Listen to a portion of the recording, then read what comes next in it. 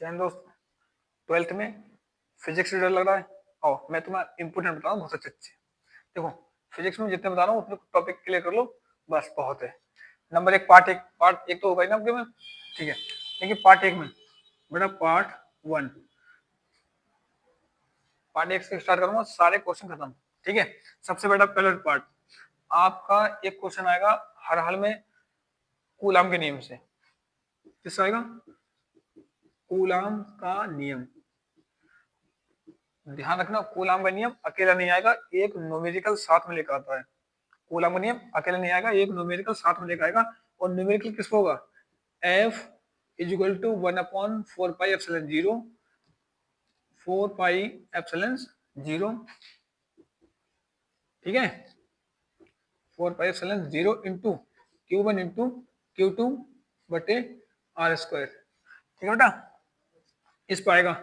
इसके बाद ये पहला टॉपिक था। इसके बाद बेटा एक और है अध्यारोपण का सिद्धांत।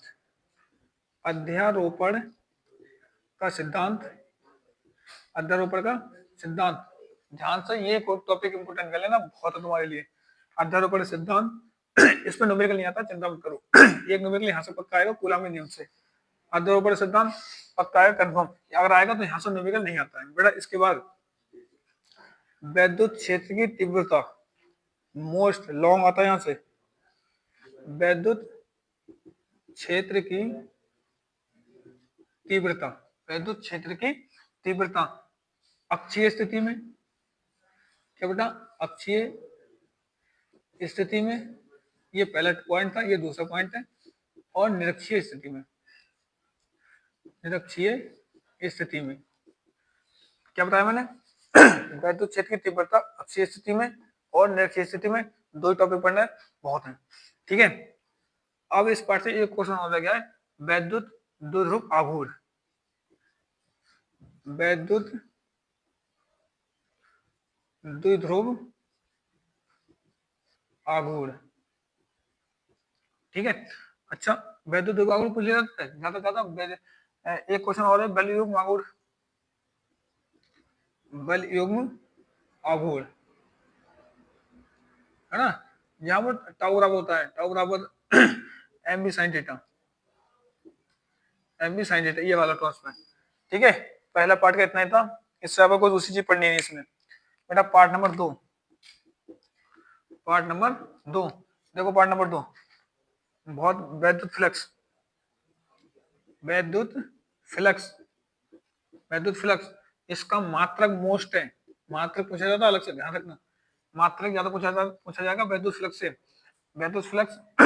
इसके बाद बेटा गॉस की प्रमेय, पता है पहले गॉस की प्रमेय, ठीक है। गॉस की प्रमेय है। और इसी में समतल चादर पर, समतल समतल चादर पर बेटा, ठीक है, समतल चादर पर। और समतल चादर के अलावा इसके बेटा एक समान सी लंबे तार पर, ठीक है, तार पर या फिर गोलीय, गोलीय कोष पर, गोलीय कोष पर, बस इतना बहुत है, ठीक है। गोलीय कोष, ये दूसरा पार्ट है, दूसरे पार्ट में इतना ही करना, इससे ज्यादा आएगा भी नहीं। मैं बता दे रहा हूँ, इस पार्ट नंबर 2 से कोई न्यूमेरिकल नहीं आता है, ध्यान रखने का, ठीक है। पार्ट नंबर 2 से कोई न्यूमेरिकल नहीं आएगा। न्यूमेरिकल कहाँ से आएगा? एक कूलाम के नियम से आएगा, आया तो, ठीक है। आता ही ज्यादातर यहाँ से आया है, कूलाम के नियम बहुत कम देते हैं, तो ज्यादातर कूलाम का नियम का जो न्यूमेरिकल होता है बेटा, वो फंसता है, ठीक है। और इसी पार्ट से लॉन्ग बनेगा तो यहाँ से बनेगा, वैद्युत क्षेत्र की तीव्रता अक्षीय स्थिति और निरक्षीय स्थिति में, ठीक है बेटा। नेक्स्ट देखें, पार्ट नंबर 3, पार्ट नंबर 3 बेटा। पार्ट नंबर 3 में क्या होता था? आपका वैद्युत विभव, वैद्युत विभव विभवांतर, शॉर्ट क्वेश्चन इस पार्ट से, ठीक है। शॉर्ट क्वेश्चन, शॉर्ट क्वेश्चन आएंगे बेटा तो इसी पार्ट से आते हैं, दूसरे पार्ट से आते नहीं है। शॉर्ट क्वेश्चन इसी पार्ट से आते हैं, ध्यान से। पार्ट नंबर 3 से वैद्युत विभव आ गया, विभवांतर आ गया, ठीक है, वैद्युत विभव विभवांतर। और इसके अलावा मान सकते हो इलेक्ट्रॉन, इलेक्ट्रॉन वोल्ट,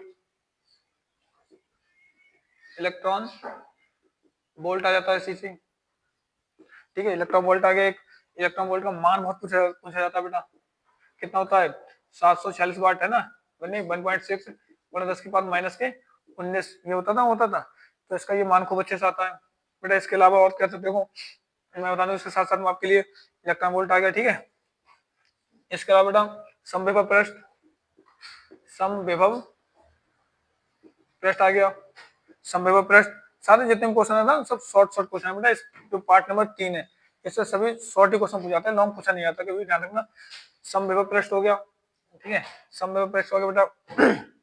इसके अलावा आप शक्ति मान सकते हो, शक्ति है ना, शक्ति का मात्रक बहुत पूछा जाता है, वाट। वाट एक अश्व शक्ति बराबर बेटा, बहुत क्वेश्चन आता है। एक अश्व शक्ति, एक अश्व शक्ति बराबर क्या होता है बेटा, होता है मुझे। एक अश्व शक्ति बराबर होता है 746 वाट। 746 वाट होता है ना, 746 वाट होता है बेटा। बात समझ आ रही है? सारे टॉपिक नोट करने चला, लिख लेना आप अच्छे से। और बेटा क्या था, और हमारा देखो एक विभव परिवर्तन आ गई, इसी पार्ट में है विभव परिवर्तन, ठीक है। मोस्ट मोस्ट टॉपिक बता रहा हूँ, इससे ज्यादा पढ़ना मत। विभव परिवर्तन हो गई, स्थितिज ऊर्जा, ठीक है। क्या है बेटा? स्थितिज ऊर्जा, ठीक है। जितने भी क्वेश्चन है आप कंफ्यूज मत होना, सिर्फ इतने ही पढ़ना, इससे ज्यादा पढ़ना ही मत, ठीक है। पार्ट नंबर 4 स्टार्ट हो जाता बेटा यहाँ से आपका। देखिए पार्ट नंबर 4, पार्ट नंबर 4 में मोस्ट टॉपिक है, 100% आएगा। समतर समांतर प्लेट संधारित्र, 100% डालो, ऐसे बोलो 100% डालो बेटा। क्या है? समांतर, समांतर बेटा प्लेट संधारित्र, समांतर प्लेट संधारित्र मोस्ट क्वेश्चन है, पेपर में आते जाता है, ठीक है। समांतर प्लेट संधारित्र, वांडेग्राफ जनित्र बेटा, क्या है? वांडेग्राफ जनित्र, वान डे ग्राफ जनित्र, शॉर्ट में बताइए। ये समांतर प्लेट का आप नहीं मत छोड़ना, इसमें सच्चे तो बढ़ना करना इसका, ये क्वेश्चन 100% वाला, ठीक है, आता ही आता है पेपर में। यहाँ से कभी कभी पूछ जाते हैं बेटा श्रेणी क्रम वाले, ठीक है, श्रेणी क्रम समांतर क्रम में न्यूमेरिकल आ जाती है कभी कभी यहाँ पे। क्या? श्रेणी क्रम व समांतर क्रम, श्रेणी क्रम व समांतर क्रम संधारित्र, क्लियर। श्रेणी क्रम व समांतर क्रम संधारित्र, ये आपसे खूब पूछे जाते हैं इसमें। ये जो इकाई एक है हमारी, क्या इकाई एक, इस एक इकाई में ये 4 पार्ट थे, इस एक इकाई में 4 पार्ट था, और ये सब पूरे इसमें आपका कवर हो चुका है। यहाँ से एक लॉन्ग, यहाँ से कम एक लॉन्ग और 2-3 शॉर्ट 100% बनेंगे। कूलाम का नियम 100% आता है, ठीक है। ये सब आप पहली इकाई का था, इसके शॉर्ट ले लो, इंपोर्टेंट पॉइंट है, ठीक है बेटा। किताबों में ढूंढ ढूंढ के इतने याद करने हैं, मैं मैनेज कर रहा हूँ। यूनिट नंबर 2 आप लिख लें फटाफट, ठीक है।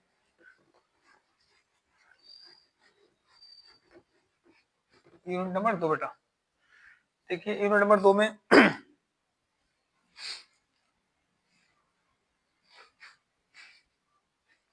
यूनिट नंबर 1 मोस्टली, ठीक है, मैंने जितने क्वेश्चन थे सारे करवा दिए। अब यूनिट नंबर 2 में अच्छा देखिएगा, वैद्युत धारा,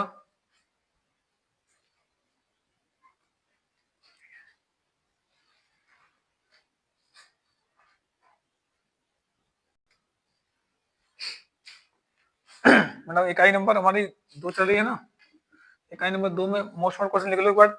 वैद्युत धारा, वैद्युत धारा, वैद्युत धारा खूब पूछी जाती है, न्यूमेरिकल भी आ जाता है यहाँ से, ठीक है, न्यूमेरिकल बेटा आ जाता है यहाँ से एक न्यूमेरिकल बनता है यहाँ से शॉर्ट में वैद्युत धारा से। फिर बेटा इसके बाद में क्या है, वैद्युत धारा से न्यूमेरिकल बन जाएगा आपका धारा घनत्व, हेडिंग आती है, परिभाषा लिखनी पड़ती है धारा घनत्व। क्वेश्चन लिख लो, ठीक है, बढ़िया क्वेश्चन लिख लें सब। इसके बाद बेटा मोस्ट क्वेश्चन आ गया आपका एक अनुगमन वेग, क्या बेटा? अनुगमन वेग,